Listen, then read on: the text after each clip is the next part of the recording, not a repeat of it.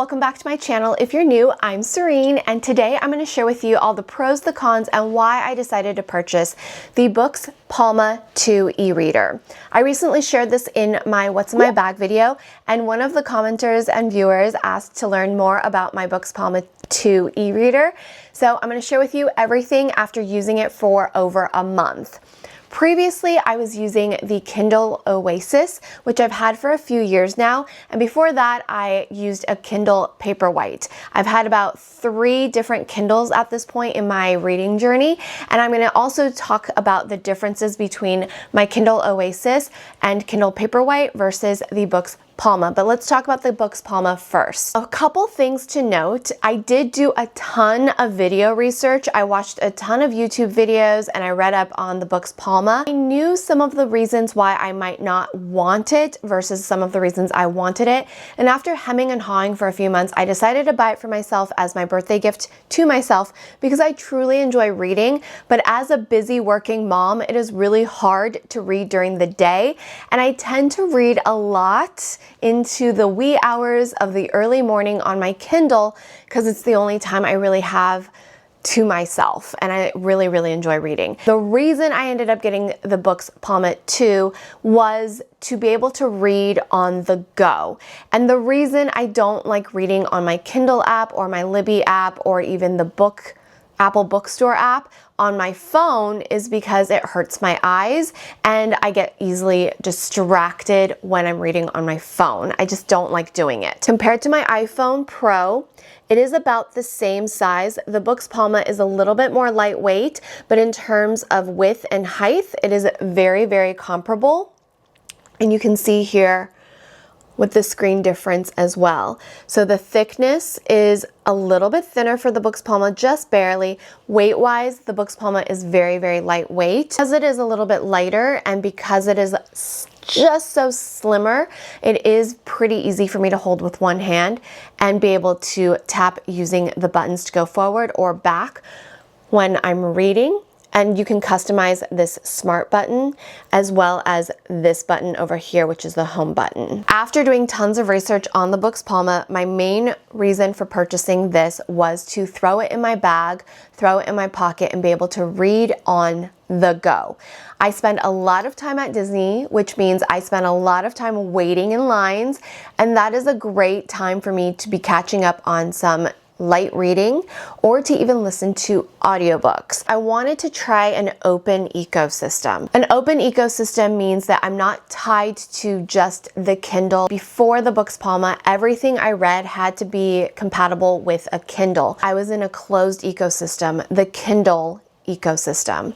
All of my books were purchased through Kindle, which meant I was using my Amazon account, which means I'm really only purchasing a licensing of that book because Kindle at any time or Amazon at any time could lose that licensing with negotiations on the back end, which means that book will no longer be available for me to read, even though I had originally purchased it through my Amazon account.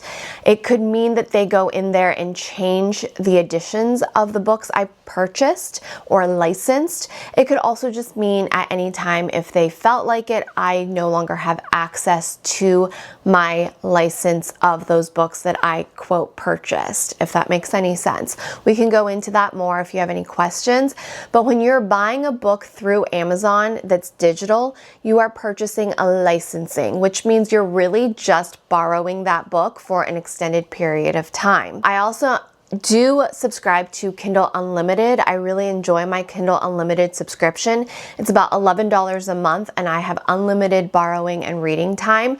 It has a lot of the books and authors that I enjoy on there, and I do use it very frequently, which saves me a lot of money from buying books on Amazon, which isn't really buying your licensing. So I do have a Kindle Unlimited, which means, again, I'm in that Kindle ecosystem. I can only really read it through the Kindle app or a Kindle. It makes it very streamlined, it's very easy, it's very efficient, and it's very affordable for me as a reader. I do also have my Libby books through my library, and I can borrow books through my Libby app and directly download it to my Kindle. So those are the main ways I read on my e-reader. We've always, as Kindle users, been licensing our purchased books. Recently, Amazon made an update where you can no longer go onto your desktop and Amazon account to download your digital purchases. That made it very, very upsetting for a lot of people, and their updated terms and services made it even more clear that we're really not buying and purchasing our books when we're purchasing them. We're really just borrowing them or licensing them. And now with the update, you're not even able to download your licenses to be able to read on other devices or to keep. Something that super bothers me, it is a little bit unnerving, but I also really like buying hard covers of books I really enjoy to just have on hand. I like having hard copies of things I really, really love. With all the controversy of the recent updates in 2025 through the Kindle ecosystem, I thought maybe I wanted to try an open ecosystem, which would be Boox Palma, because Boox runs on Android. If you're familiar with an Android operating system, then you're aware that as long as there's an app for it, you can download it. So that's the benefit of having a Boox Palma versus a Kindle. I can basically download any app that I want onto this device. Now, one of the reasons I really wanted this is because unlike my phone, it is a e-ink. So just like the Kindle, you're gonna have that e-ink display. Now, is this the best for any app? No. The only apps I really use for this is going to be more compatible with an e-ink display because it's not gonna be color and it's not going to be efficient at watching video or looking at photos. So I don't have any of my social medias on here. I don't want them on here. They're distracting. I instead have my Kindle app, Libby app, my Spotify for audiobooks and music, and my Audible app for audiobooks, as well as I have my push read, my library, my DocuScan, and some tools. So I don't have a ton of apps on here. The pros of having my Boox Palma e-reader is one, the e-ink. It's much more gentle on my eyes. I also like the warm and cool display, so depending where I'm at, if I'm reading at night, I can turn it onto dark mode, and I can also turn the brightness up or down, especially if I'm trying to comfort the Nugget, try to get her down. Sometimes I'll be reading in bed with her. This is great because there's different environments, like super sunny environments. I'm not gonna get a glare off of the screen. I do have a screen protector on this right now because I just throw it in my bag. But for the most part, the e-ink is really gentle in bright sunlight. I'm able to read in lots of different environments. I'm able to adjust the screen brightness for the comfort of my environment for my eyes. And I just love how efficient it is. It's like reading on paper. Open ecosystem. I can basically use anything that is available through the Google Play Store. So like I said, my main one is going to be my Kindle app because most of my books are on my Kindle app. And then I've got the Libby app because most of my books are borrowed from the local libraries. My audiobooks, because most of my audiobooks were purchased many years ago through Audible, but moving forward, I'll probably try out some different Audible book purchasing places.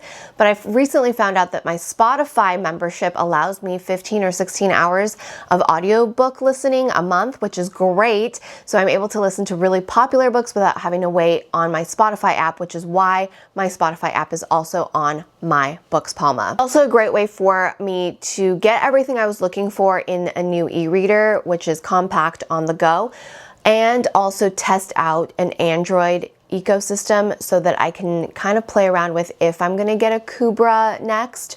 Kubra Libra is the very popular one that a lot of people are switching to from the Kindle or Kindle Oasis.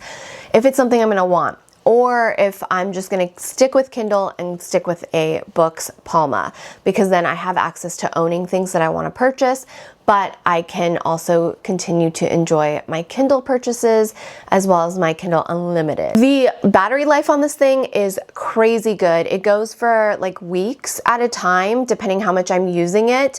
And I like that it's a USB-C connector.